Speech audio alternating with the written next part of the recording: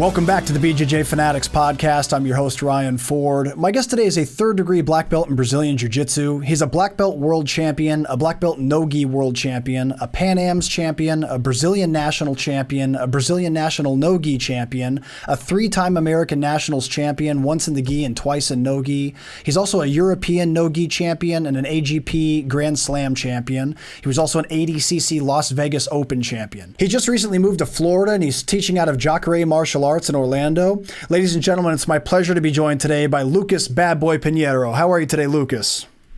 I'm good. I'm great. Thank you, Ryan, for the opportunity. Thank you, BJJ Fanatics.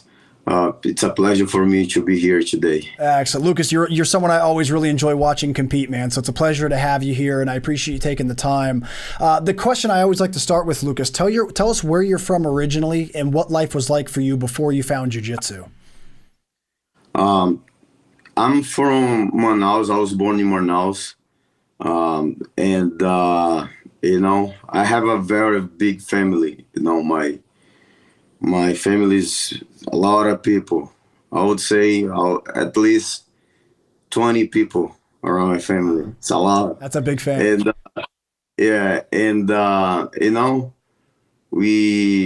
In Manaus, there is two ways for you to become successful, right? One, you can, three, I would say, you can play soccer and move to São Paulo. Second one, you can do as an MMA fighter, because, MMA is very popular in Manaus. Or you're going to do jiu-jitsu, right? And these three options, you have to move to São Paulo to make sure you're doing things okay for yourself, right? People, they can watch you. And, I was very, troublemaker, I used to, play soccer first and, fight with the other kids during the soccer, and I was, going to school just to make trouble for my mom. And my brother, I have a brother, he 2 years younger than me. And he was the same thing, but he started training jiu-jitsu first, right?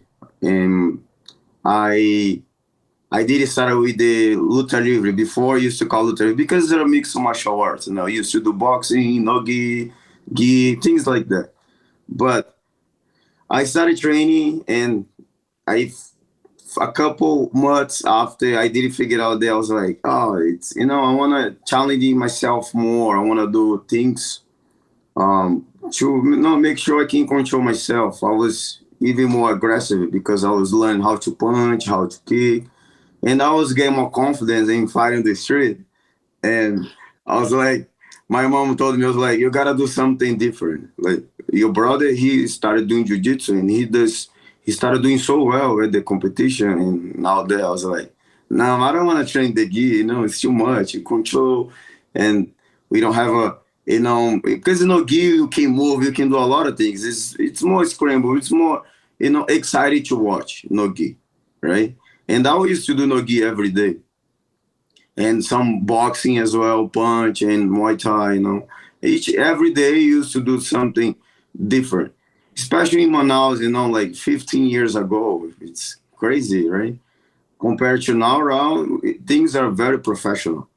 But 15 years ago, my professor, for example, we used to train Monday to Sunday. But every Friday, he used to close the academy, and two boxing gloves for each other. And then he used to fight against each other at the academy, with no mouth guard, just until you get tired. I was 10 years old. Wow. I was 10 years old. And anyway, and I told my brother, I was like, I would try to train jiu-jitsu one day only, and let's see how it goes. And I told him.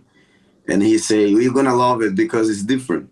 You see, you have more control. You can you work more your mind and your brain and things like that. I was like, okay, let's see. And I went to train for the first time, and I put my gi on and I started training. And then I remember that I was 10 years old, 9 years old, honestly, 9 years old. And I did a roll against a kid. He was 7, almost 8 years old. I was older than him, and he did it like control me so well. He didn't beat me up so bad. Like he submit me like 3 or 4 times, I believe. And because of this, I was like, now this is gonna be my goal. I have to train until I beat this kid. And then start training. But honestly, for 1 year, he was beat me every day. I was like, ah, man, can't believe this. But after a couple of years, I was starting, training more and focus more, and I believe 1 year and a half, I started doing well in the tournament. And after this, I was focused more on how I can, you know, be able to prepare myself. When I was 11 years old, I was already told myself that I want to be a jiu-jitsu athlete, because people around me like Bibiano Fernandes, Carlos Holanda, Carlos Diego Ferreira, a lot of guys, UFC fighters right now, world champions in the black belt. I used to see them every day training, and they used to travel to US or around the world. I was like, I want to be like these guys, because I can see it on them that they do things like happy. They train, they go home, they prepare themselves for competition. And I remember that I did ask Bibiano for the first time. I told him like, what I can do to be like you, like what I have to do. And he said, you have to train hard every day and believe yourself and don't give up. You're gonna have a lot of tough things in life, but you have to keep it going, because in the sport, one time you're gonna go all the way up to the top, and one time you're gonna go down. You're gonna have to go up and downs all the time until we figure out something that we can keep following and stay, on the top for a couple of years until retire or something like that. He told me that. I was like, okay. And I was training well, I remember when I was 11 years old, my professor used to sign up me in the juvenile division, compete against kids 4, 15 years old, 16 years old. I was 11, I always used to train in the adults class. I did a lot of things. I remember that for 6 months, my first year in jiu-jitsu, my uncle used to take me to the school, just to make sure I was doing okay going to school. And every day, remember 6 a.m. in the morning, I used to wake up 5 a.m. every day, because I used to my grandmom and grandfather used to take care of me. They raised me, right? And I remember that I was used to go inside the room, for the school, and 5 minutes after, I used to go out, jump to the outside, and go into the academy to train jiu-jitsu. Wow. I did that for 6 months. That's incredible. And after 6 months, my mom, something happened. I remember like something happened at school, and they did call her, and she went there, and they told her that I was 6 months without going to school just to train jiu-jitsu. I was like, I want to do this, because I was a poor kid, right? I was a poor kid. I had nothing in my life. And I used to go to school just to fight with the other kids, because they are the same like me, crazy kids, young guy, young kids, and young boys. And I mean, my mind, I used to think like, okay, I'm tough because, I know how to defend myself and this and that. But after this, some situations, things always gonna happen, right? Because there's 2 ways of life. There is a good way where we're gonna study, we're gonna do things, right for yourself, and there is another way that we're gonna struggle sometimes with some friends, right? With some depends on people around you, right? And like I say, I come from the bottom, and the place that I used to live, people are crazy, and things every day, new bad things used to happen, and a lot of things did happen this, in the beginning, because the beginning is where, I was 12 years old. I left home when I was 14 years old to move to São Paulo. But during this time that I was in Manaus, I always, hang out with a lot of friends. I used to not stay at home, every day, usually I used to go train and work in the morning with my grandfather because he used to work in construction. I used to help him. Then train jiu-jitsu, then going out with the friends, and like I said, in the beginning, a lot of things did happen, but I'm happy that those things happened to me to make sure I'm a good person today, right? And like I say, I don't feel myself like, how I can say, everything happens to me. It's because of a reason, right? Yeah. And I don't regret, or I don't feel like myself bad because I did bad things. Yeah. Or not good things in my past. It's in the past, but Yeah. it's still part of my life. It's still part of my journey, right? Yeah, I absolutely. cannot forget. Lucas, let me ask you this. Do you think as a kid, were you angry as a kid, or were you just naturally driven to fight? Or like, why do you think you were fighting and getting in so much trouble as a kid? Was it anger about your situation, or were you just kind of a natural combative person? I was both, honestly, because first, I don't know my father. When my mom got pregnant, he did left her, and he disappeared. And the second, like I say, my family was a huge family. A lot of people, and both the one is because I'm a very competitor. I love to compete. If I want to do something, it's because I want to do 100%. I have to really make sure that I'm healthy and I'm okay to sacrifice myself to do those things, and because of that, I was like, I like to compete. I love to compete because there's a two level of competition. There is a competition where you go to compete because you want to challenge yourself. And that is on the other level of competition where you love to compete. I love to fight hard. I love to push myself as much as I can. And that's the first one. That's why I always, love jiu-jitsu. I was used to, train jiu-jitsu every day. Is very happy because of that. Because jiu-jitsu is a lot of competition, right? You have to compete about grips, about techniques. If you're talking about jiu-jitsu, you compete about every situation, right? Every situation you gotta fight hard. And the second is the attention from my family. Nowadays I believe that. I was doing things just to get more attention, and because if I was a normal person, I would say. People was like, okay, he does things well. He study, training, very, educated kid, But in that way that I was doing, I was hang out with, all the guys, When I was 14 years old, I was to hang out with the guys like 20, 23 years old, Yeah. I used to learn from them. Wow. I used to learn things from them. And like I say, there is a two ways of learning. There is a way where you go slow, slow process, step by step. And there is a way like I did, left home early and just survive, learn for other people. But you can still figure out things after, there is always a way to figure out things, right?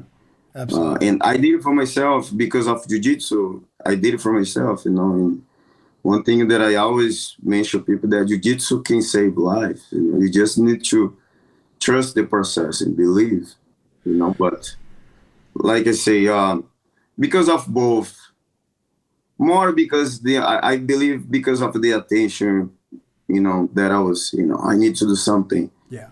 to get this attention here. Because I was a little, I was green belt, blue belt, 12 years old, It's like, Crazy.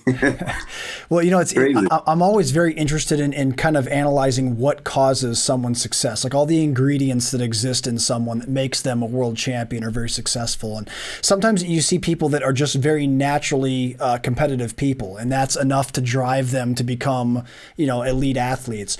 Some people come from places like you came from that had very limited opportunities, and you said you came from a poor family, and that can be the motivation that pushes someone to achieve higher and higher levels. Your situation is interesting because it's kind of a combination of both. And I think it's fascinating that you found an art like jiu-jitsu that both satisfies your desire to compete, but also specifically your desire to fight, because you were fighting a lot in the streets as a kid. It also seems like a place where you could find really positive male role models, because you said, I'm sorry to hear you don't know your dad, but I'm sure that through jiu-jitsu, you've met a lot of really positive men in your life that have kind of filled that role to some degree. Would you say that that's true? Yes. Like I say, I'm a very open-minded guy. I love to learn. I learn for white belts. I teach white belts class every day. Because I love to learn for even the kids. I teach kids as well. Like I say, I'm very open-minded to learn. And if I talking about a little bit of the things that happened to me when I was young, right? When I was 12, 13 years old, I would say 10 friends of mine, like 10 good friends.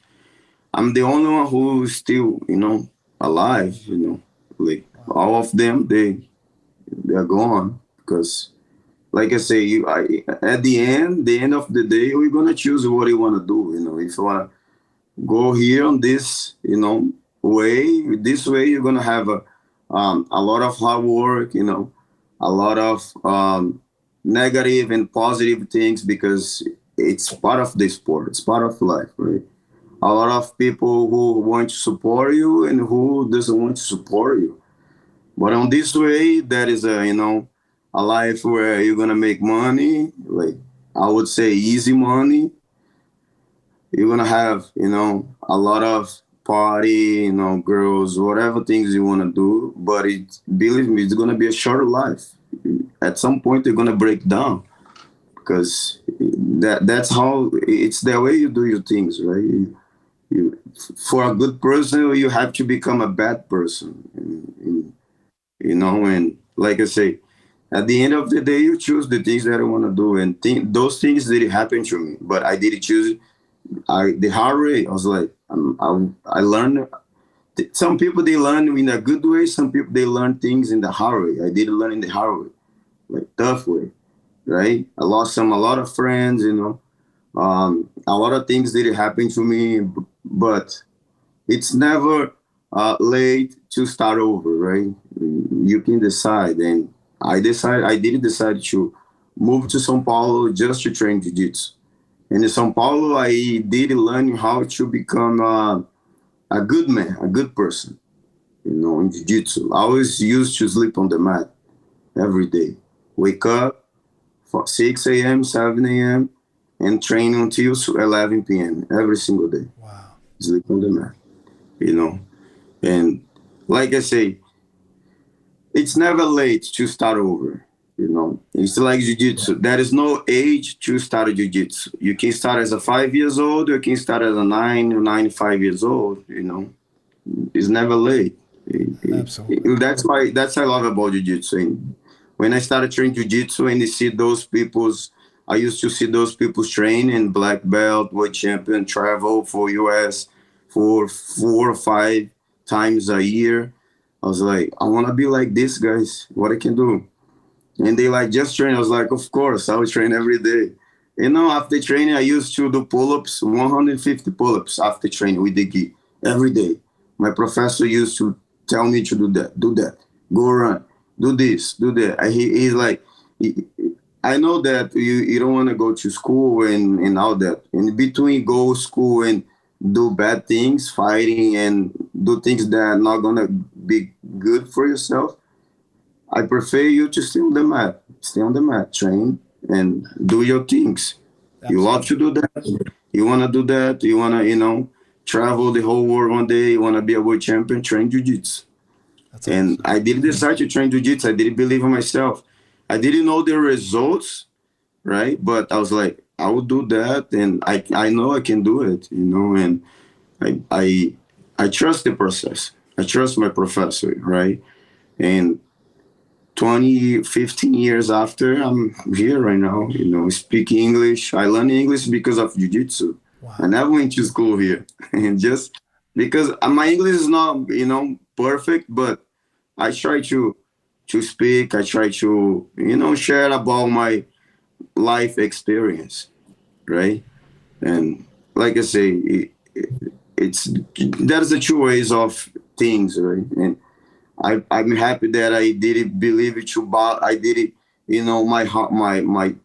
I did my best to balance this both ways, and that can combine together.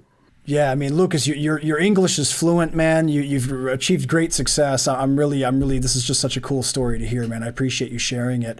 I recently interviewed Diego Pato, and Pato was talking. He's also from Manaus, and he was talking about how, Manaus is obviously a very tough place. I think a lot of people that know about Brazil know about Manaus and the reputation Manaus has. And I know that you, as a young guy, moved to Sao Paulo to eventually be part of Cicero Costa's social project. How old were you? Yeah, Yeah, how old were you when you made that move, and what was it like going from a place like Manaus to the huge city of Sao Paulo? Because Sao Paulo's massively bigger than most cities. What was that like? honestly,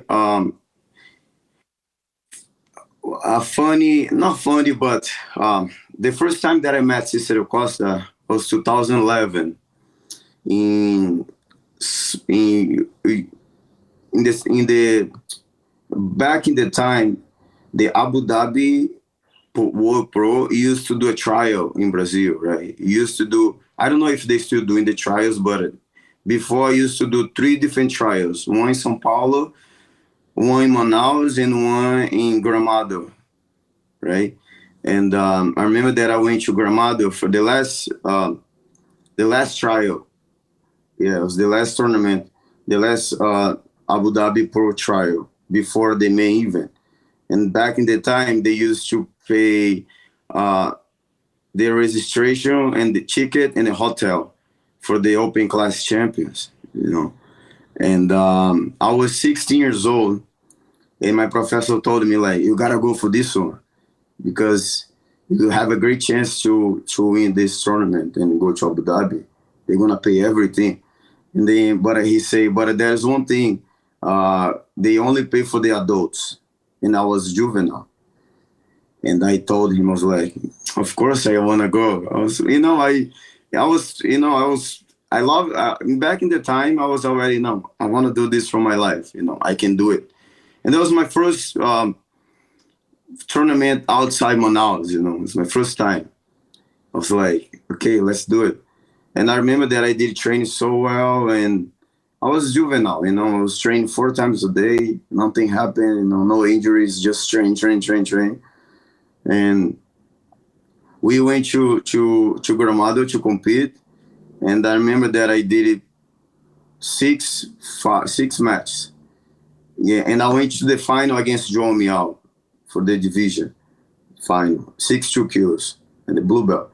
And then I lost by ref decision. And I did it back in the time. I didn't know him. I was like, I don't know who's this guy. And everyone was like, man, he's good. He has amazing guard. I was like, I don't care. I was like, I don't know anything about him. And the man that he did like a tough fight. Like the match was even 0-0, and went to the ref decision. I was like, wow. And that was impressive because it was the first time that I was competing against someone high level, like blue belt high level. That can understand the game system, right? The point system and things like that. And I was like, oh no, I want to do open class. And I told my professor, I want to do open class. He's like, no, you don't need to do that. I was like, I will do open class, of course. I told him. And then I did sign up for the open class, and then you went to the final again. Remember, like I did six matches before the final, 7 total. I remember that this day, each one of us did 13 fights, 13, 14 or something at the blue belt. And they went to the final again. And the match was even again for the second time, on the same day. And then I lost by ref decision again. And I was like, I mean, I can't believe that I lost to this guy 2 times in the same day by ref decision. I was like, I gotta do something. And the sister Acosta came to talk to me, and he said, "Man, you has a very good top game." He told me, like you did. I can see that I can see your face that you did it like your best. You know, you're not like scared, because a lot of people they're scared before. People were scared to play top position against them, right? And I was like, yeah, I don't know him. I just want to go and do my best. And then he asked me, he invited me to go there to stay and train with them. And I'll say, no, I'm not gonna go there. I want to train. I want to fight against them. I told him, and he's like, okay, take your time. You know, I know you're mad right now. You just finished the fight. And after 3 or 4 months, um, some things happened in Manaus to me, you know, and some crazy thing happened because after the tournament, I didn't go back to Manaus again. And some things happened between me and my friends and things like that. And because of this, I decided to go to São Paulo. It's like, I'm going to São Paulo just to train. And me and Manuel Ribamar, was the first Manaus guys that I moved to São Paulo to train in Cicero Costa in 2011. The social project was just, they did, I remember that they did start the social project in 2010. I moved to São Paulo in 2012. 2012, 2011 to 12. And since then, I was with them every day, you know. I remember that I got there. The training was crazy. Like, for the first 2-3 weeks, I was like, every day thinking about, I want to go back home. I want to go back home. It's a But tough room. I was lucky at the same time because I didn't buy my ticket just one trip, you know. I did not buy like round trip back and forth, like just one way, honestly. And only my professor told me, he's like, no, let's do this. You're gonna go there, we're gonna buy a ticket just one way. And if you don't feel comfortable, we're gonna buy a ticket to go back home. I was like, okay, let's do it. Man, my first day I was like, I wanna go back home. He's like, no, stay, you're not gonna go back. And since then I'm never, you know, I would say 12 years without, you know, I went to Manaus last week, but only for like 2 days. I went to Brazil last week, only for 2 days. But since then, I just go to visit some friends sometimes or my family. And, you know, I'm happy because I didn't trust the process. It was very tough life in Cicero Costa, very tough. But I did survive, right? That's the most important thing. It was tough life there. Like 25 guys used to sleep on the mat every day. Thinking about it, like in one room, one place, you sleep with the 25 guys, each guy living a different place, you know, different city, different city. Each one of the guys has a different mindset, you know. Some guys, they're crazy. The others are only complain, you know, it's crazy. But it's a thing where you really, if you pass through there, you're okay to go to whatever place you want, you know, and you're going to survive because it was tough. Yeah. Training with them every day. I remember that back in the day, it's like, you know, no injuries, doesn't matter. You used to not tap in foot locks, in the bars, like, no, don't tap. Even we had no money to eat. Right? We had no money. Used to train like 4 or 5 times a day without eating sometimes. No money to buy food, you know. And we used to have one microwave only to make things to eat, you know. Eggs. Used to make eggs in the microwave, you know. Sometimes used to make like fish soup, you know. Put some water in the fish and just put it in the microwave. And like I say, you used to, you know, only eat like bananas and bread and during the day because you had no money. You just train every day, like Monday to Sunday. Sometimes we used to make some money competing on the weekend, but it was not enough, right? It's special.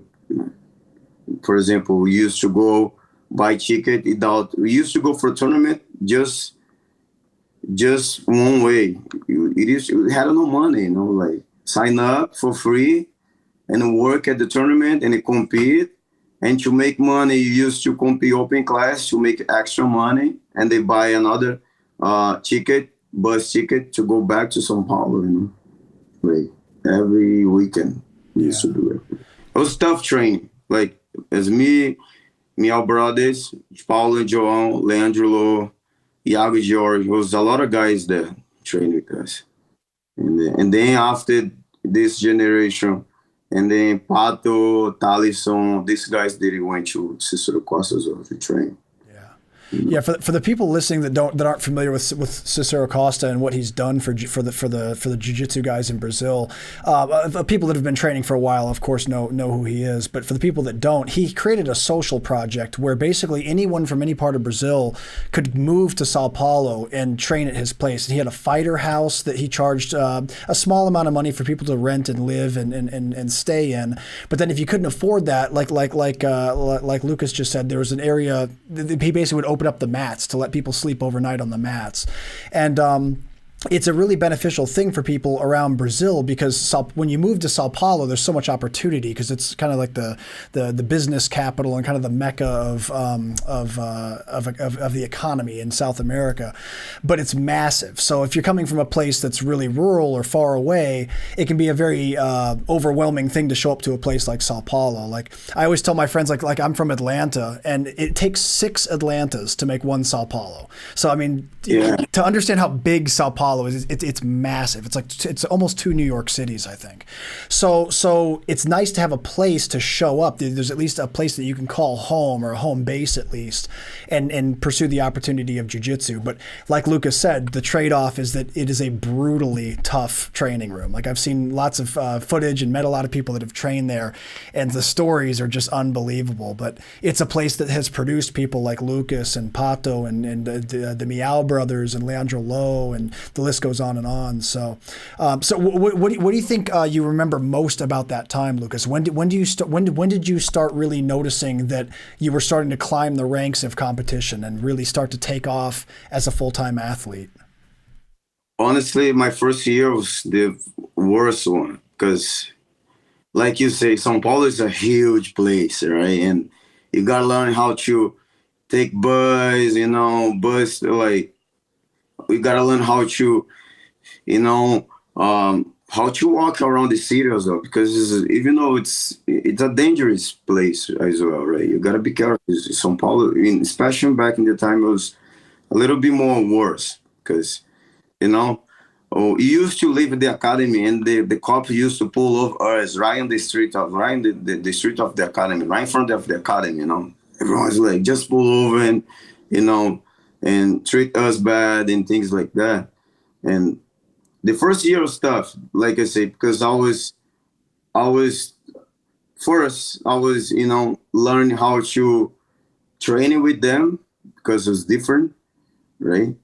Second, I was at the same time understanding, because before, when I was young, 14 years old, I didn't understand about how people think, right? In my opinion, in the way that I was look things, I was like, man, these guys are crazy. They, everyone, every people, you have a different mindset for training, right?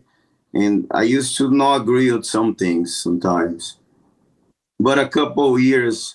1 year after, honestly, the first year was like I say, I was very, got beat up every day in training, going to the tournament and not doing well, My first 6 months, I was just, oh man. And after 6 months, I started understanding more about the training, about how I was can be able to talk with people, make some friends. Because at the beginning, people didn't want to be, friends of you, especially that I didn't fought against them before, at the blue belt. And that it's normal that people do those things sometimes. But I started training well, and I figured out that I was like, man, that is no secret to succeed well in competition in the jiu-jitsu in the jiu-jitsu in general, right? I remember that he used to put me to teach for kids, you know, helping with the little ones, teaching for kids. Um, I used to compete and training and working at the tournaments as well. He taught me that. He every day he used to show up. Whatever happens to him, he was always smile, always, you know, joking around. I was like, he's like, no matter what happens with your life, you gotta be happy. You have to smile. You have to enjoy and be grateful that we are be able to wake up and healthy, and that you can do that what you love. You love jiu-jitsu, you want to be here, train every day. You have to sacrifice yourself. And you know, I was learning how to be a better person, you know, because I was learning from him. I remember that I used to travel every 2 times a month for example, used to go São Paulo until Gramado, you know, like 1 hour, 1 day and a half driving just to compete, you know, or used to drive 8, 9 hours to teach seminar, go back on the same day with Cesar Costa. And it, you know, he used to, you know, pick up us at the academy, and they going drive all the way to, like I say, 9 hours drive. And during this time, he used to talk about his life. You know, he used to talk about the things that jiu-jitsu did help him, provide him, and the people that he met because of jiu-jitsu. And it was a great lesson being around Cicero Costa. You know, he has a lot of life experience, and in jiu-jitsu, I nowadays I believe that before you do something, before you sign up for a competition, for example, it's important for you to take a time and look around if you're doing good with your life, right? If you're doing good with your, you know, if you have a family, how your family goes, if you're doing good with your friends, right? People around you, because this is it's important to have those peoples around you, you know, the energy that you have. And if you know, we used to train over there and kill each other every day, every day, every day, 3 4 times a day. On the weekends, you used to go compete, and everybody used to share for each other, help each other, you know. In competition against other guys, he used to stay together and fight together, you know. It was an amazing time. But after 1 year, I did start to have this connection with them, you know, and then things did become even better. Then I become Brazilian national champ as a brown belt. Um, as a purple belt, I did won a lot of tournaments in São Paulo. Because of Cicero, I did it, you know, I did it, I did my best to make sure I was, you know, save some money because of the competition, and you know, apply for my visa, U.S. visa, and compete the worlds. And he did help me so much with that. And because of this, I did had an opportunity to go to U.S. to compete for the first time in 2015 at the world's brown belt, and I got second place. And since then, I never moved to Brazil anymore. So I did had a great opportunity to stay here in training, teaching. I was like, yeah, that's what I want, because I was tired by do those things in São Paulo. You know, like I say, I started to make some friends, and I used to go party and train and compete. You know, I was, like I say, I started had a different life besides jiu-jitsu. You know, and Cicero Costa, I remember one day he came to talk to me, and he's like, listen, um, you have a great, you know, great jiu-jitsu, you're a great person, but I can see that you're losing focus right now by going out at night on the weekends, you know. Usually Saturday, Sunday, it's day that you rest, so you're gonna try to enjoy different things, not going to party at night, you know. It's a dangerous place here in São Paulo, and you gotta do something better for yourself. He told me that, and I say, okay, but what I can do is like, let's apply for your visa, and you can go to US, compete the worlds, go there, and I believe you can be, you can become a light featherweight world champion this year. You just need to train hard and trust the process. He say. And I compete Brazilian nationals. I become Brazilian nationals champ on this year. I did 5, 6 matches. Yeah, and then I went to compete worlds for the first time. And I got second place. Yeah. But 2011 to 2015, yeah, I did learn so much with them. Training every day, every day, every day. Like no days off, no days off. Wow. And but not just that, but I did learn a lot with the other guys too, you know, how they used to think, how the Leandro Lowe used to train. It was just the beginning of Leandro Lowe in 2011, right? He became a world champion for the first time in 2012. You know, he was starting, he was used to train a lot. Like, I have like a great like memories with them, and you know, I'm just happy, you know, and of course, like I say, we can control life, things will happen, right?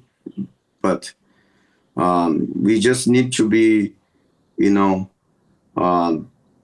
happy for the opportunity. Each one of us, you have a different opportunity in life, right? And like, and that is one thing that I do, and I still doing for myself. And I used to do when I was young, when I was 13, because I used to learn for other guys as well. There's a 3 levels of life, right? There is a low level, middle level, and a high level, right? And if you feel yourself in the high level life, it was like, no, you gotta slow down and go back to the low level. You know, it's, you have to be smarter with them. People, they go high level every day.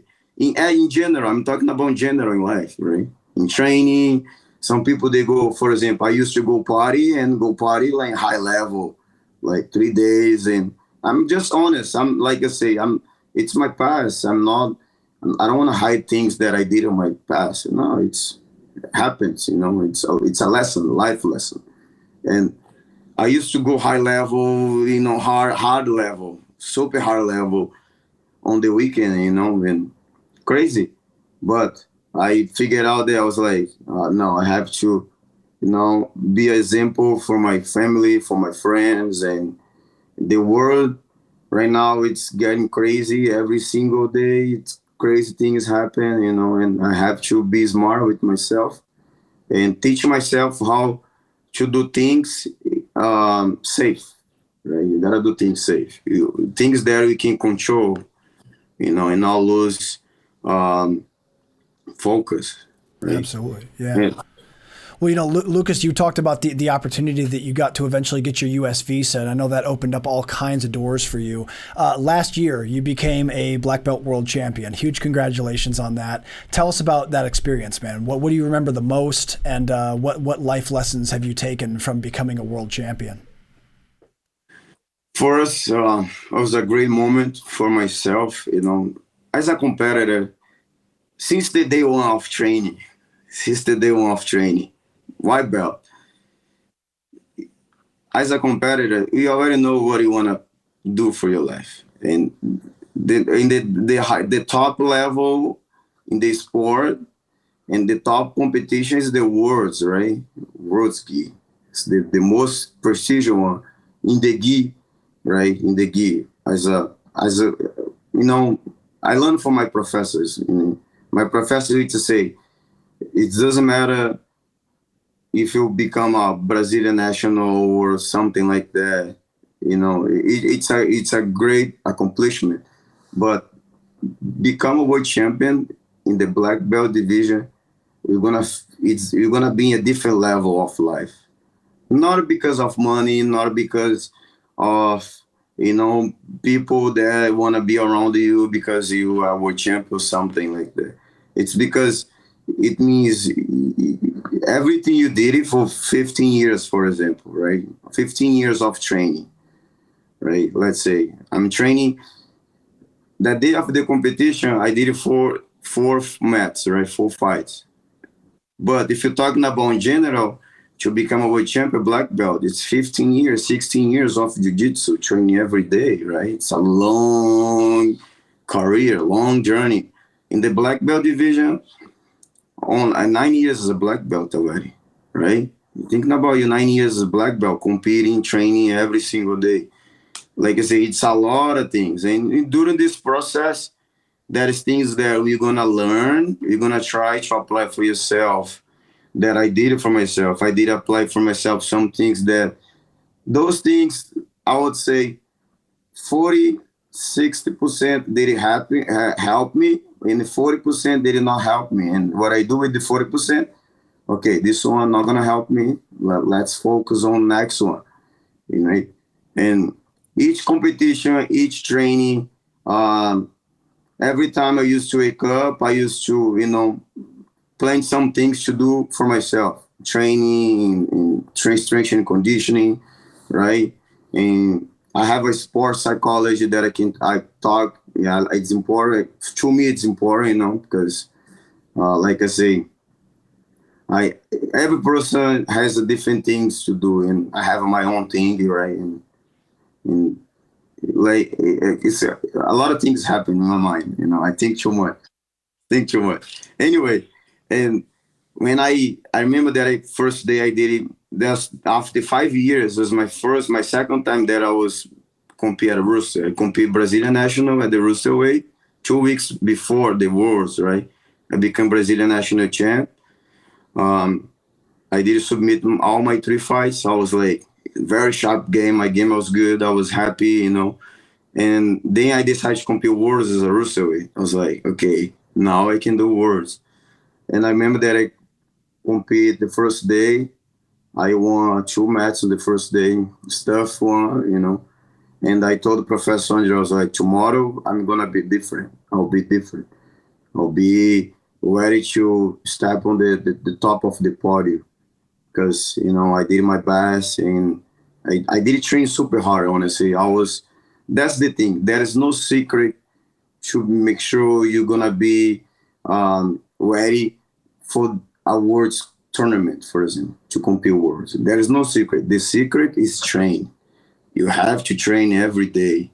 You have to train your mind. You have to train your body. You have to train your own techniques. You have to keep, focus on how you can progress yourself every day, right? Not just get stuck on one thing and do this and do that.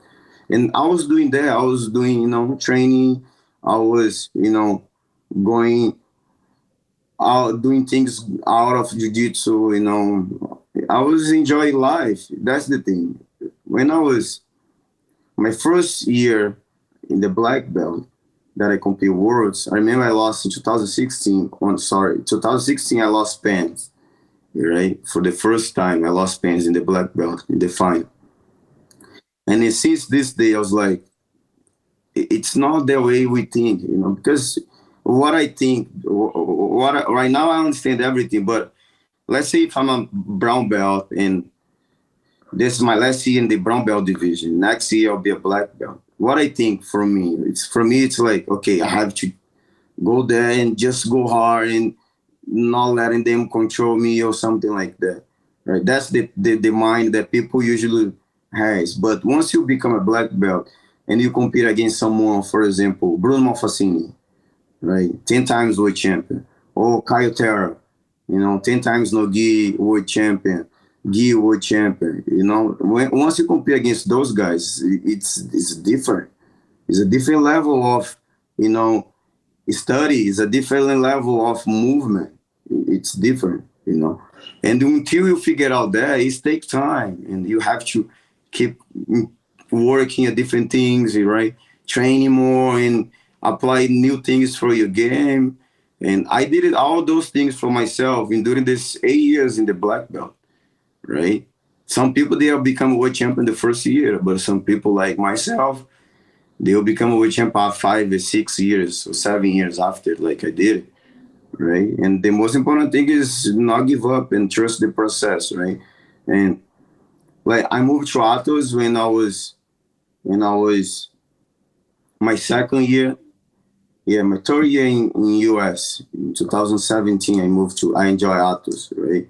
And I started training with them and training Professor Andre and learn from him every day. I used to do everything Professor Andre Gavon used to say.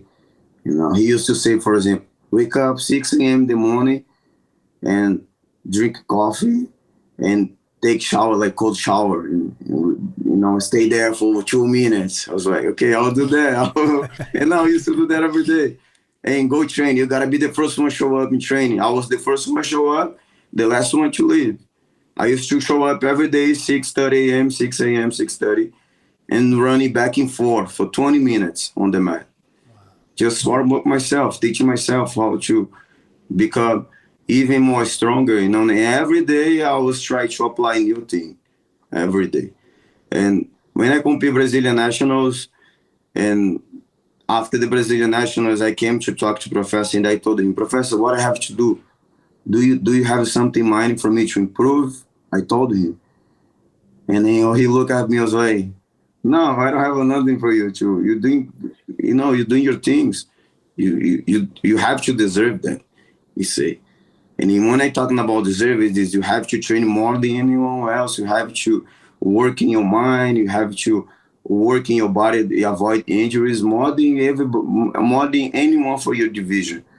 I was like, okay, I will do that. And like I say, hard works. There is no secret. You have to work hard. There is no secret. No secret. And of course, believe in yourself and trust the process. And that's what I did, you know. And I'm happy that I have a people around me who want to support me, like my sponsor. Gamers, they sponsor me since the day one here in US. 9 years already. My only sponsor that I have. My wife, you know, that supported me a lot, my professors. And of course, I think it's important is every camp you do, that's what I trust. Every training section, every camp you do, the energy that you put on the mat is the most important thing before anything, right? If we show up at training happy with a big smile, talk with everybody, you know, share, you know, good experience, we're gonna be okay because you know, there's thinking about man happy. I'm happy. Nothing can stop me, right? It's part of life. If you feel happy, nothing can stop you. It doesn't matter if people around you are not feeling well or something, because each person you have a different problem every day, right? And Cicero Costa used to teach me every day that he's like, doesn't matter what happened in your life, you gotta, you know, be happy and share good things, you know, big smile every day. And I started doing that a lot and wake up happy, show up in training happy, and train every day.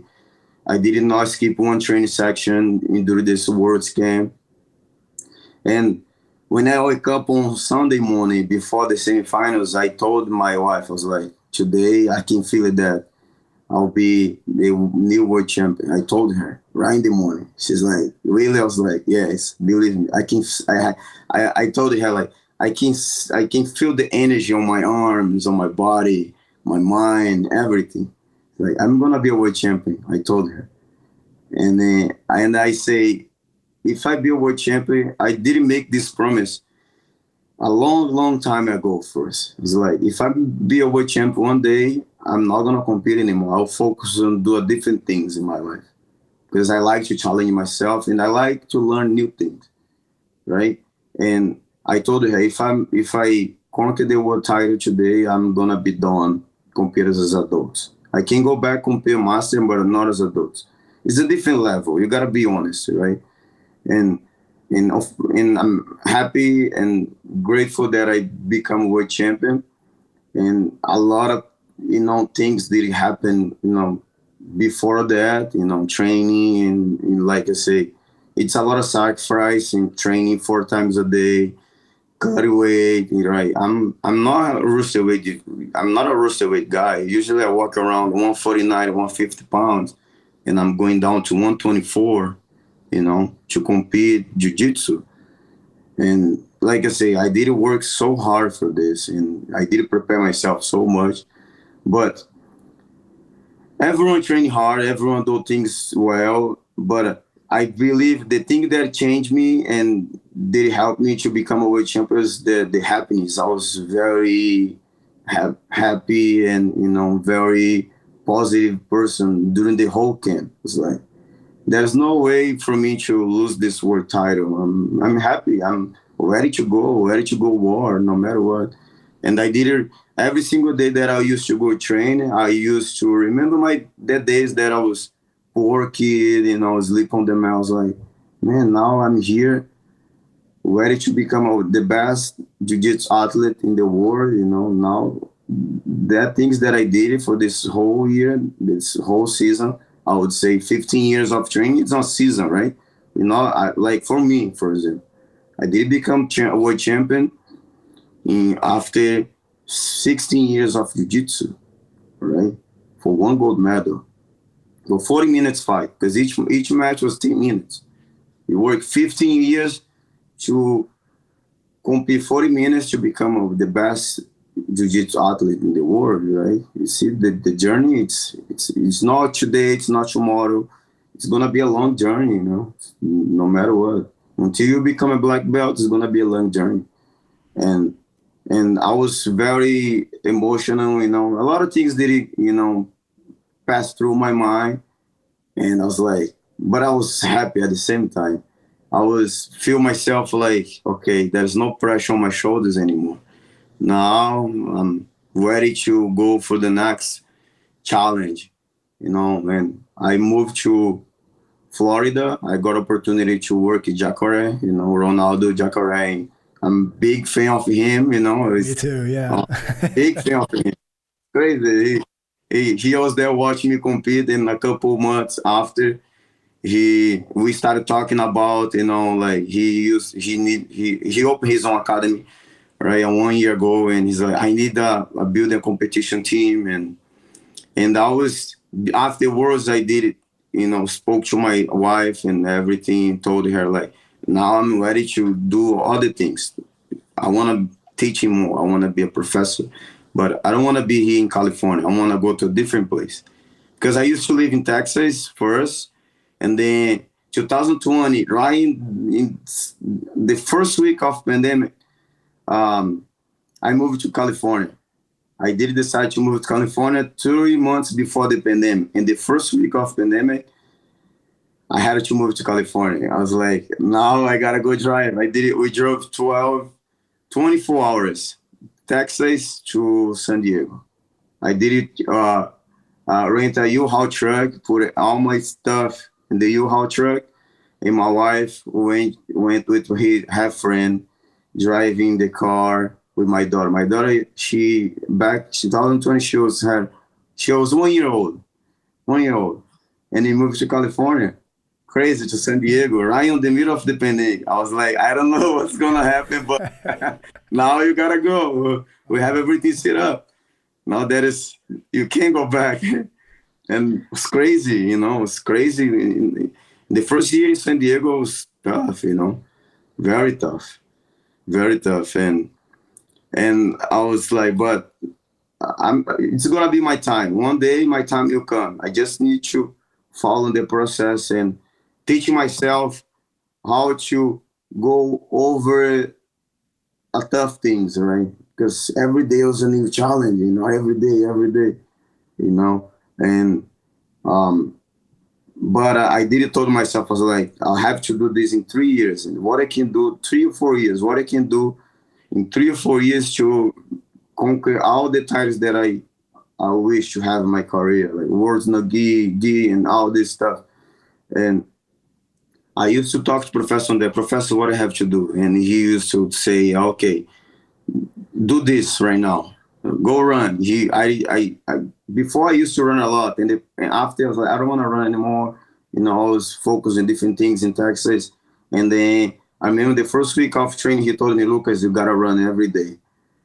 And it's like, okay, professor, I'll do it. And then after 1 month, it's like, now you got to lift weight. Go do it at least 4 times a week. Wait, now train more. Now I'll do this, do that. I used to do every day, and every single day I used to do those things. And after a couple months, 6, 7 months after, this has become a lifestyle for me. You know, it's a lifestyle, no pressure. Wake up early, go shower, go train, run, lift weights, take care of family, take care of dog, you know, and teaching class, 3 classes a day. And, you know, I was like, oh, I'm happy because I'm doing things that I love to do, right? That's incredible. And I was training. I was like, right now, I feel like I'm deserve to be a world champion.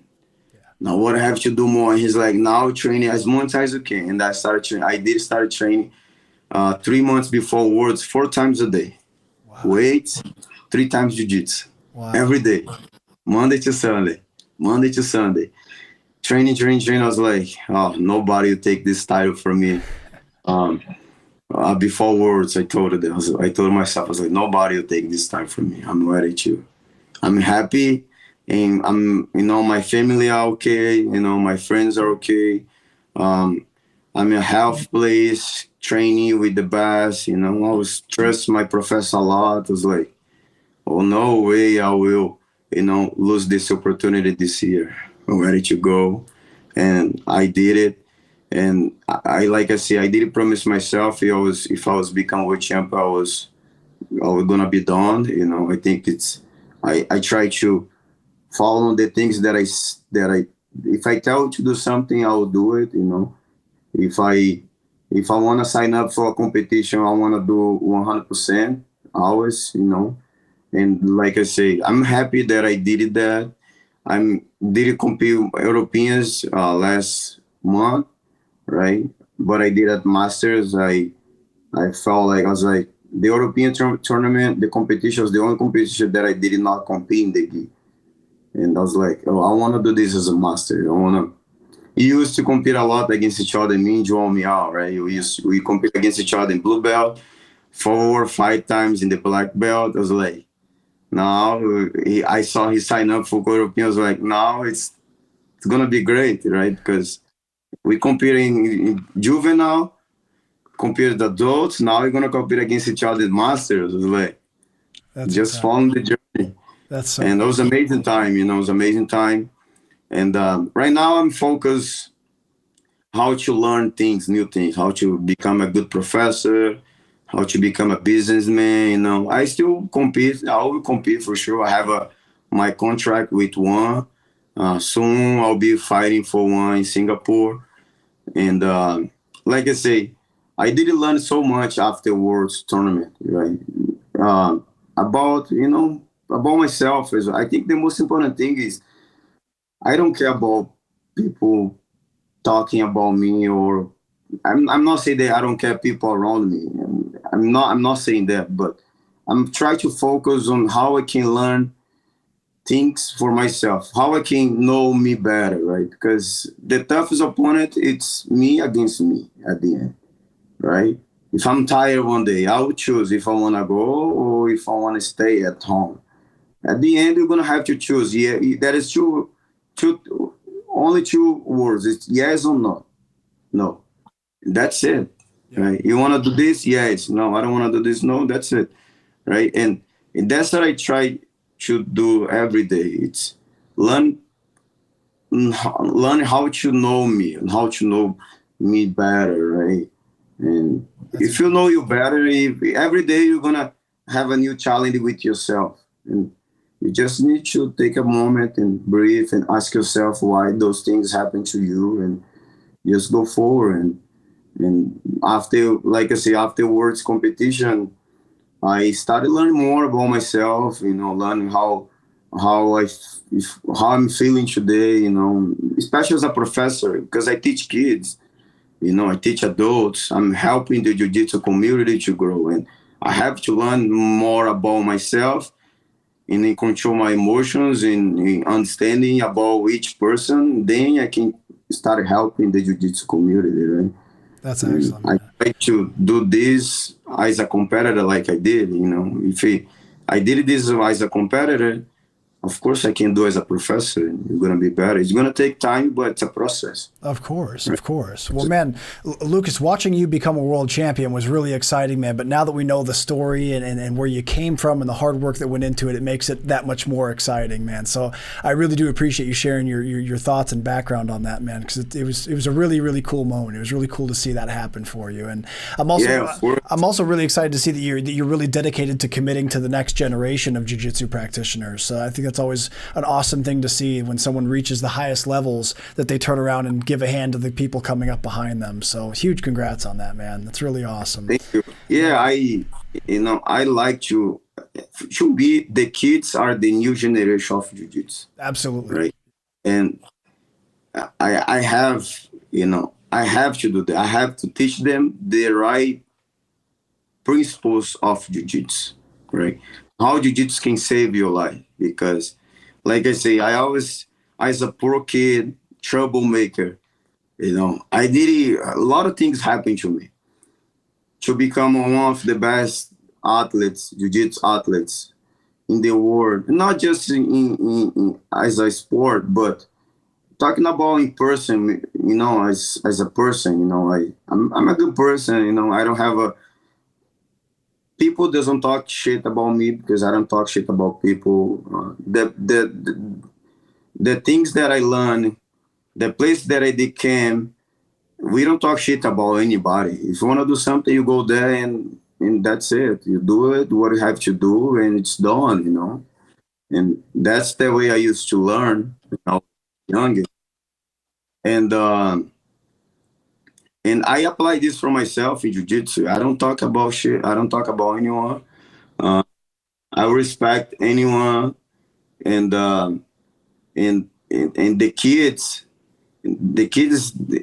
nowadays kids are getting to, distract with things. Some kids, they love internet, some kids, they want to stay at home lazy, some kids, they think that they are tough, but they're not, they don't understand it. And I try to help those kids, even in Brazil, I went to Manaus last week, and I went to visit a social project for the first time. I never went to Manaus to train or something. The first time I did that, and I was talking with them about it.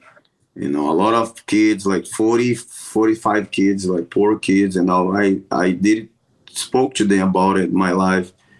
And I say to them that when I was, at your age, I used to train like that, just like you guys. One gi, to train 3 times a day for the whole week.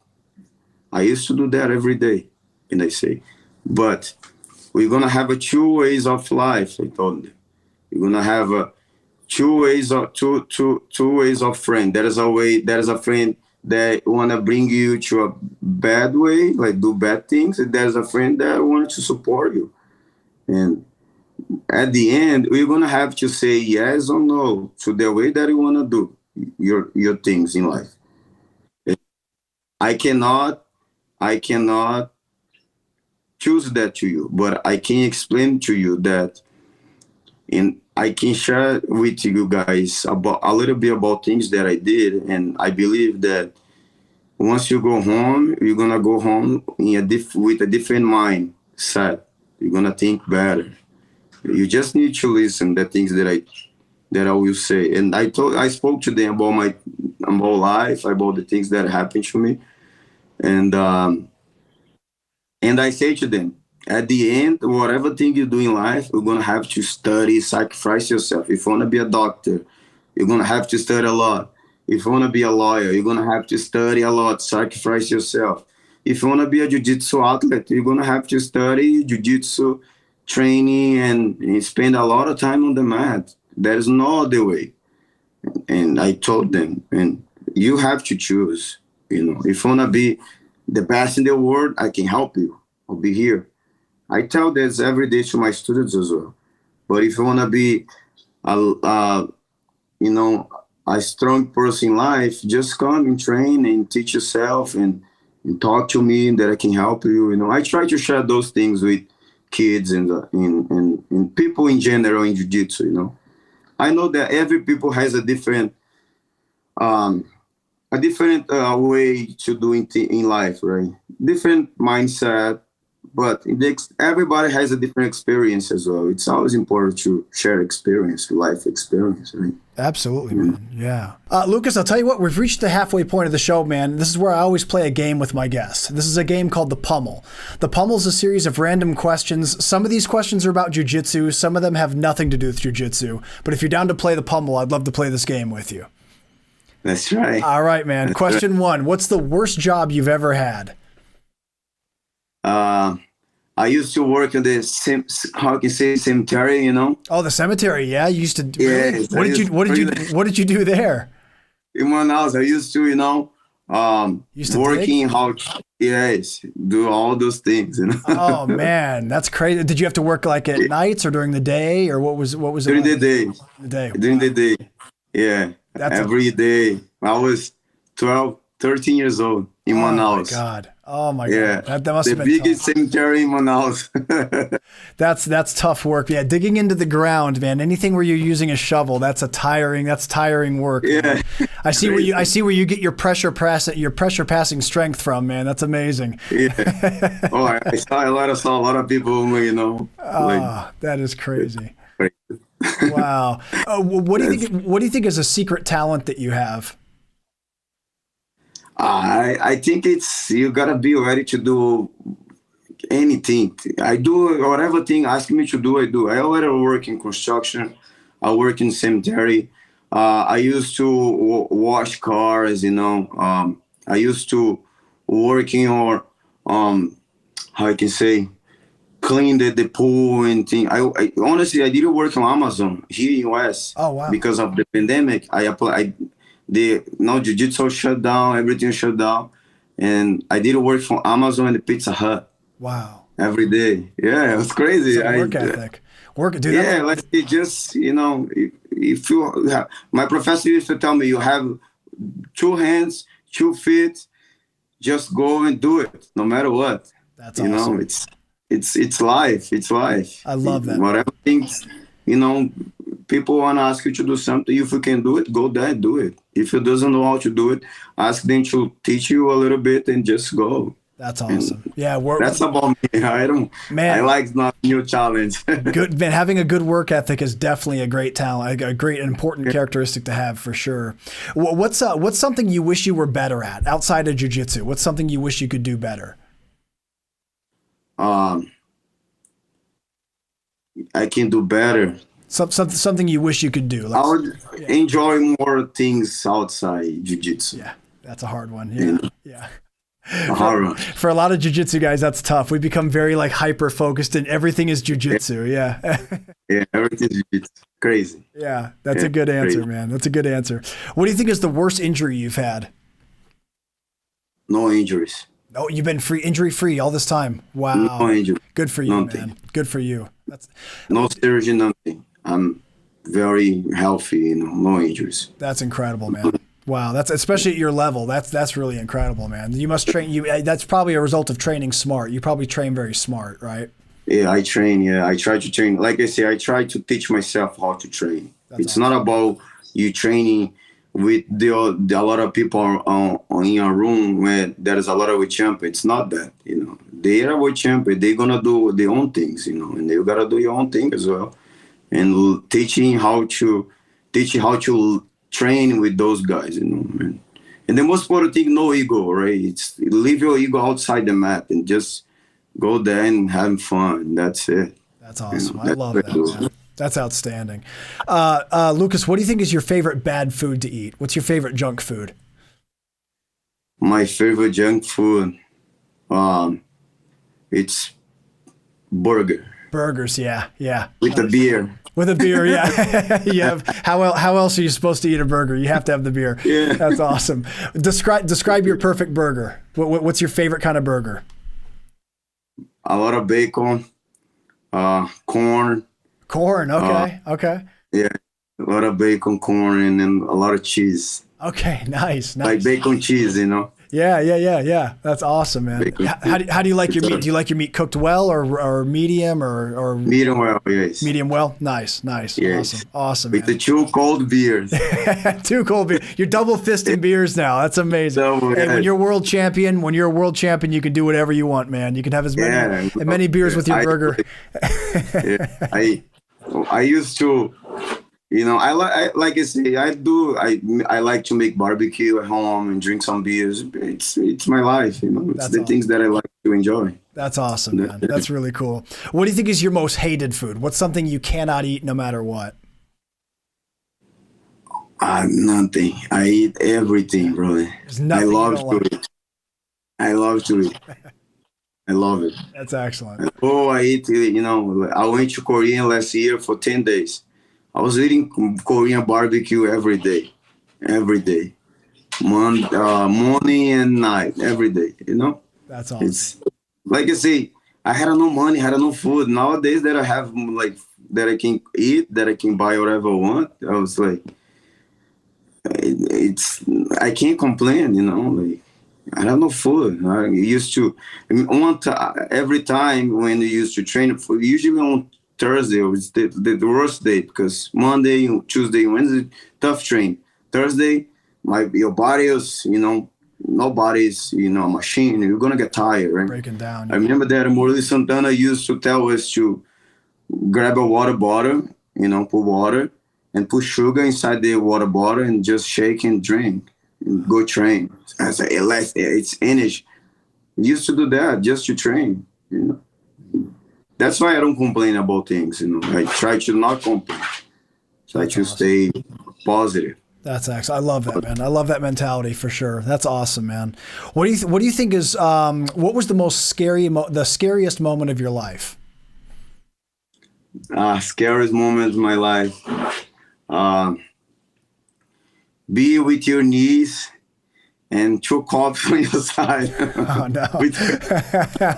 So that bad boy nickname went into some dark places. Yeah.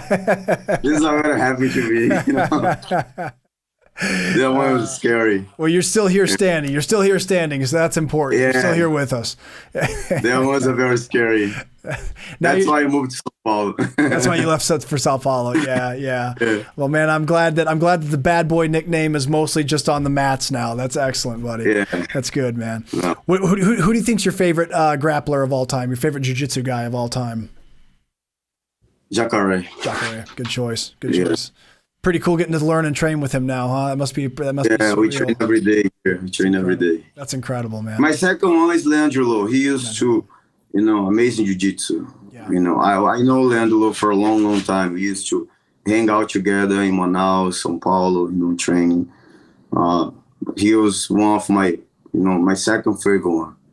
He used to train a lot, and not complain, just ready to train every single day, 10, 12 rounds without resting, training everyone. Very positive guy, very humble guy, support everyone at the academy, It was an amazing person too. Absolutely. Yeah. Rest in peace, man. I train with a lot of guys that used to train with him, and I've never heard anyone say anything bad about Leandro. Yeah, I got to meet him one time, and he was real cool, but it was a very brief. I didn't get to talk with him very much, unfortunately, but I've never heard a single bad thing about him. So, excellent choice. Used to hang out a lot. Yeah. A lot. Well, yeah, I'm sorry for your loss, man. It's obviously a loss for everybody, but especially for those that knew him really well. Who do you think's your favorite MMA fighter of all time? My favorite MMA fighter of all time, I would say Anderson Silva. Anderson Silva, good choice. Yeah, he was incredible, man. What's your biggest phobia? My biggest what? Phobia. Phobia. No. Nothing. No phobia? No, nothing? No. You're not afraid of like spiders or heights or snakes or bugs or anything? No. You kill them all. You're from Manaus, man. You're not afraid. I'm naming these animals and bugs. You're like, bro, I'm from Amazonia, bro. I'm not afraid of anything like that. We always ready for whatever happens. That's awesome. Who's your favorite superhero? My favorite superhero. Me? You. Yeah, I'm a brave superhero, you know. Like I say, I try to focus on things that I, do good for myself. I don't look for people or something. I always try to. That's one thing that helped me so much. It's the things that I'm a favorite guy. I'm a super, like you say, my favorite superhero. It's me. I try to figure out things that I can do to learn to make sure that I keep improving, that I can, have a good lesson for the things that I do, and I think like that, like I say, I don't watch movies a lot. I don't watch TV. I like to watch some videos in YouTube videos in Jiu-Jitsu. I'm a very straight guy, and I always try to, a lot of things already happened to me, right? And like I say, um, once you understand that, we just need to focus on yourself and how you can improve yourself and not look around you. And that's what I do for me. That's awesome. It's a powerful mindset, man. Yeah. Yeah. It's like, at the end, it's you against you once you step on the mat. You against you. We're going to have your opponent or there, but if you're talking about you against yourself, you're going to be, only 0 to 10, only number 2, number 3, Yeah. The rest, it's you against you. That's it. Absolutely, man. Yeah. If you could pick a superpower, what superpower would you choose? I would say superpower. Like if you could fly, or if you could be invisible, or any kind of superpower that you see in comic books or in movies and stuff. I would say flying. Fly, yeah, fly would be good. Yeah, that's a good one. That's usually the top pick. That's a hard one to beat. Yeah, that's a good one. What's your favorite submission? Chokes. Chokes, nice. Any of them? I love to choke. I always look for chokes. Always. Especially lightweight division, lightweight guys, they prefer to give the back than to side control. They don't give the side control. They're gonna go away. They're gonna go total position. Just be ready to choke. That's outstanding. I love it. And Lucas, final question for the Pummel game. If a zombie apocalypse happens right now in Florida, what's the first thing you're gonna do? First thing you're gonna do, I'll grab a gun. Get your gun, yeah. That's usually step one. Yeah, that's usually step one. If you come here, you're gonna have a problem. Not gonna be easy. It's gonna be tough for you. That's outstanding. That's excellent. Yeah, like that's the way I used to learn with the guys. The guys used to tell me, if something happen here, you gotta be ready, no matter what. Yeah. If you go for a street and fight with someone, the first action, it's your action. Don't waiting for something, if you want to do things, you got to do first.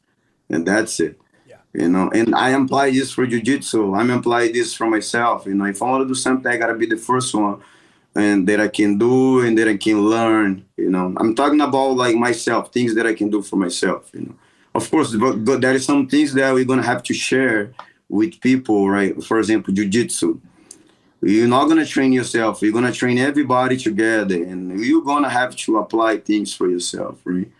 And like I say, I'm very open-minded to learn things, and I'm always excited to make sure we have a great talk and great energy together. Because before anything, you're going to have to talk, you're going to have to plan, right? You're going to have to study. And that's what I apply for myself. Be happy and go forward. That's it. That's it. Well, man, you'd be a good leader in a zombie apocalypse. You'd be a good person to have on the team for sure. First one. Be ready. I try to be ready for everything. I know sometimes things you're happy you're not gonna control, but anyway, you gotta be ready for life. Because one thing that I know we all know, and some people they do, but some people they don't do it. We don't know what's gonna happen tomorrow, right? If you wanna do something, do it today, because tomorrow is a different day. We can control things in life. Absolutely. Right? And at the same time, there is a level of do things in life. There is a low level, medium level, and high level. You know, high level is the highest and crazy one. Medium level, you understand what you're doing, but you don't care. Low level, where you can want to avoid those things and just want to do my best and things that I can benefit myself and my family and people around me. You know. That's And excellent, man. if I can protect people around me in a situation like that, of course I'll do it. 100%. That's awesome. My family, 100%. Excellent. Just putting me on the lead and just go. Well, hopefully there's no zombie apocalypses coming, man. But for sure, man, for sure. If I'm in Florida, I'm gonna come find you if it happens, for sure. Of course. I need you on my team. And Lucas, that was the final question for the Pummel game. Congratulations, you win. You got your double underhooks. Thank you. Of course, man. Good. So Lucas, man. Of course, bro. Lucas, I want to pick your brain a little bit on your game, man. Obviously you have a tremendously effective passing game that we've seen you use at the top levels of the sport. What are some things that allow you to apply pressure, regardless of how big or small you are? What are some things that any student can do, whatever weight class, to apply pressure better? First, I become more interesting on passing guard because of two things. First thing, I used to, in Manaus, there is a lot of guard passer, right? Everyone passed guard so well from Manaus. Mika, Galvão, like Diogo, Meiran, Pato, all these guys, they do really well in the guard pass. We have a great, I would say, great example, like Jacare, like Bibiano. They always, they do really good in guard pass, right? I think that's the first thing that you need to apply, that I apply for myself. It's know people and understanding the game, how people do, and watch them and trust on them that way. Because I used to see them every day, and I used to ask them how I can be a good guard passer, what I can do. And second, and the most important one is to teach I do a lot of body movement. And the most important thing, I teach the techniques for myself. I apply for myself. And I do a lot of specific training, from the top. I let the person get the grip they want. De La Riva, for example, with the collar grip. And I let them control, and then I just go 2 minutes. One side only, 2 minutes. And every time I ended up losing the position or get swept, reset. Every time we reset. Until you start to figure out your body type, your body movement, and how you can apply the technique for yourself, for your, body. And of course, trust the technique, trust yourself. I trust a lot in my techniques. You can see I only do a few techniques. I become world champion doing just cross grip pass for 40 minutes. Why? Because I believe in the technique. I believe that the technique will help me, will work for me. And I'm going to be able to apply the technique and make the person bottom stay on this comfort zone, and just go forward and believe, That's the most important thing for me. You teach the technique, you do specific training, and then you just go forward, believe in your techniques. That's excellent. That is one way to pass. There is only one way to pass. You can only go forward. There is only one way to sweep. You can only go scramble, make the person off balance, and then you sweep. It's simple to understand, right? You just need to believe and go forward. That's great, man. So let me ask you this: when you're applying pressure passing, how would you describe your mindset in the middle of the match? How is your mindset in the moment when you're working a pressure pass on somebody? Honestly, as soon as I get my grip and that I'm approaching the guard pass, I already can see that the person bottom, it's gonna be uncomfortable, right? That's the first thing that I think. I was like, no, I'm the grip that I want to be. Why? Because I believe on my position, right? The way I position myself. And the second, the way that I look at them and I can see on the face. And if you watch me compete, I always control pants, right? and my outside hand, I always keep like just busy on them, and they feel like they feel scared. Just and and the other thing is I'm not scared about trying. I'm not afraid to try. It's one thing that I have in myself is there's one gold medal of 100 people. It's gonna be only one champion, for example, and you have to go and go hard, and that's it. Don't go back. Just one way. Just forward, forward. It's you there. You have to survive, right? I learned from Leandro. It's like the last fight of your life. Every fight that you do, it's like the last one of your life. You have to put everything out there, and that's it. Don't be afraid to try and scared to lose. Don't think like that. I'm never. Every time I go for a jiu-jitsu match, I'm always excited and I'm always think that I'm going to win. I'm not afraid. Just want to go forward and make the person feel that you're not gonna fight against someone easy. It's gonna be tough here. You're gonna come. I'll be ready for you, and that's it. And the target is not my opponent. The target is the competition. We go to win the competition, not to win against the person. I don't focus on my opponent. I focus on myself and I focus on the competition. Because the competition where you're going to see people around you, people will ask to take picture with you, to talk to you. And you got to be, focused on that. Because sometimes they can make you distract and you're going to feel like, oh, now what I can do? I'm not ready to fight or something like that. For me, that's the most important thing. That's great. I love that, man. Yeah, I love that you emphasize the idea of that your goal is to make the other person uncomfortable first. You also mentioned the importance of harassing somebody, like when you've got them in a position, how you're constantly making them feel threatened and feel like they need to worry about the grips or the things that you're trying to do. I really like that aspect too. The other thing that I think is so important with pressure passing is just patience and persistence. It's not a fast, quick game. It's a slow cooking kind of game. Yeah, and that's a really slow process. Yeah, it's a slow process. I like to mention that we cannot make a building from the top, right? We're gonna start from bottom, little by little, right? It's like a guard pass. You're gonna go over the person, make your grips, and then you're gonna building your control. After you control, you're gonna clear the knee shield, control the hips, and then going up, rib, head control, bring the knee up and pass. Or if you go cross grip, control the knee, hips, chest, head. You're gonna build in your position little by little. It's a small process. It's a small process. And this small process is the most important thing. It's the best thing, right? We improve small is like 1% every day. To me, it's amazing because it's impossible to improve.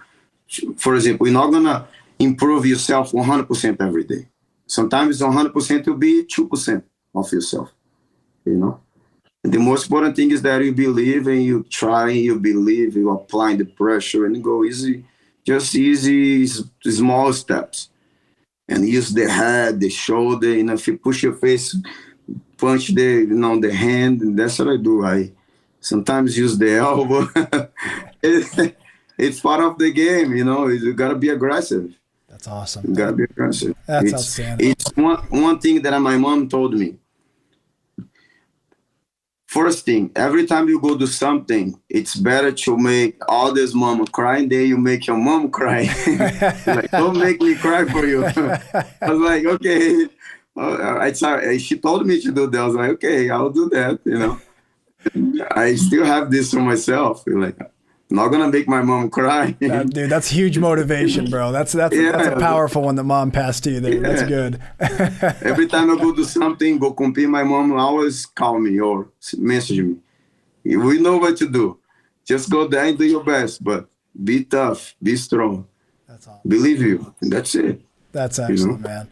Well, for anyone out there that wants to learn to improve your pressure passing, you've got the very best in the world showing you how to do it. We have a great instructional from Lucas called Pressure Passing Mastery Against Common Guards. It's one of our best sellers on the website. So head over to bjjfanatics.com and pick it up today because it's really, really outstanding.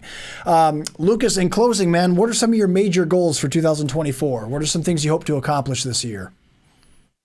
Right now, I'm teaching. I'm a professor here full time. Building the two competition class. We have a 5 to 8 years old and 9 to 14, 15 years old competition class. Nice. I want to help them. I want to help them not just win gold medals, but how to make sure they understand about life situation, how they can be strong, how they can overcome about, those things that happen in life, Every person have a different path in life, different journey.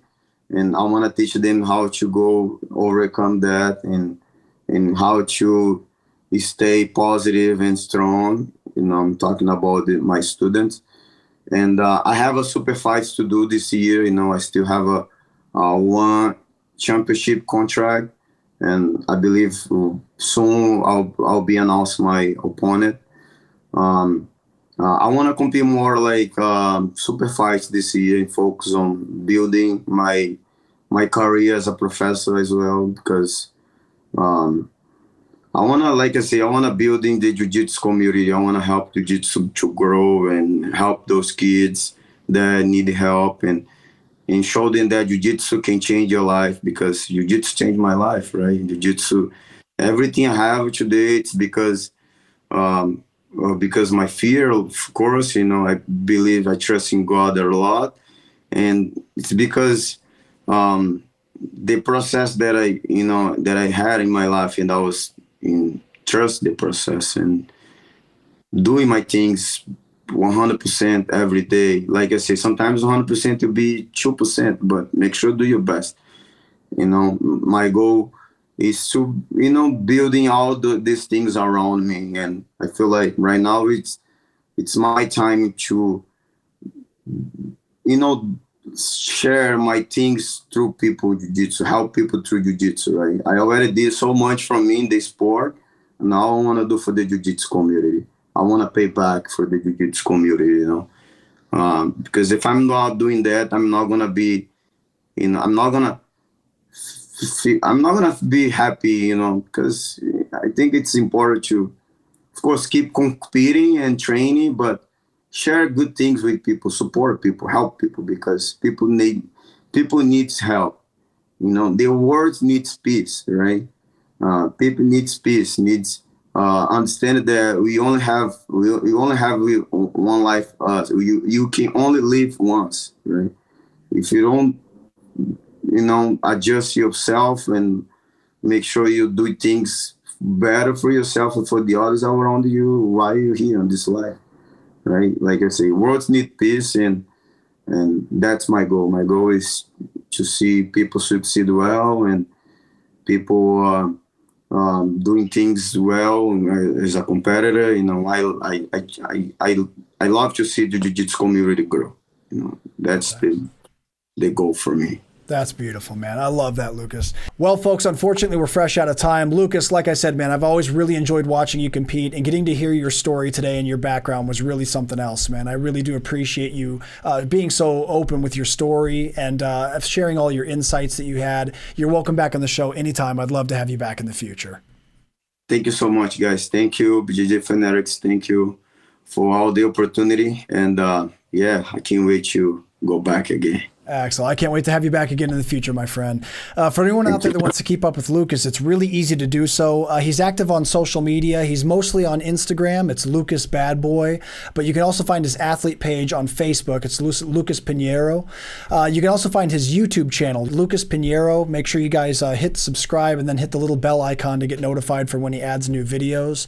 If you guys are ever anywhere near Orlando, Florida, drop into Jacare Martial Arts. Obviously, Jacare Souza is there running the school. school, and you've got Lucas running the competition team. So really good training if you're ever passing through Orlando. If you can't make it to Orlando, you can learn from Lucas anywhere in the world here at BJJFanatics.com. His instructional we discussed today in detail was pressure passing mastery against common guards. He's got both a gi and a no-gi version, and he's got a couple other instructionals as well. So head over to BJJFanatics.com to check them all out. And that's going to do it for this episode, everybody. I really appreciate you tuning in. Please stay tuned for the next episode of the BJJ Fanatics podcast.